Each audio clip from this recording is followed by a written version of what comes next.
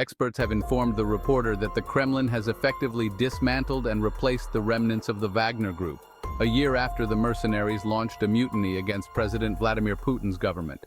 Yevgeny Prigozhin, the former leader of the paramilitary force, crossed into Ukraine in June 2023 and seized the city of Rostov before his forces began advancing towards the capital.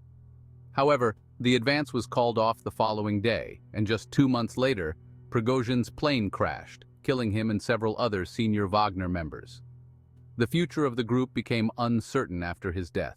According to Dr. Saoirse MacLeod, a member of the UN's Working Group on Mercenaries, the ex-Wagner troops have fragmented across Russia, and while the group may not exist in its previous form, versions of it continue to exist.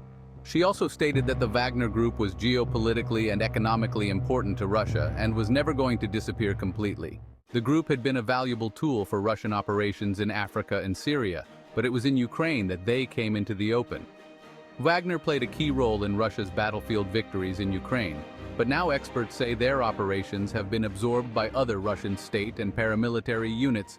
Some of the group's infantry units have reportedly been subsumed by the Rosgvardia, or National Guard, controlled by Putin's former bodyguard Viktor Zolotov.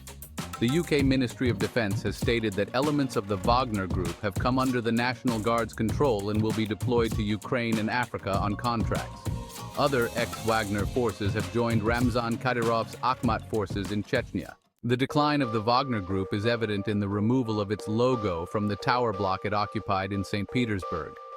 After Prigozhin's death, the Russian state's attention in Africa has strengthened, and the Africa Corps, commanded by former GRU Gen-Andrei Averyanov, has effectively replaced Wagner in West Africa.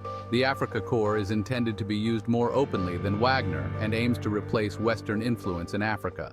In the Central African Republic, Wagner is allegedly still operating under the control of Prigozhin's son, Pavel. However, the overall importance of the Corps in Moscow's strategic thinking is diminishing. Despite the mutiny, the anniversary of the Wagner Group largely passed without incident in Russia.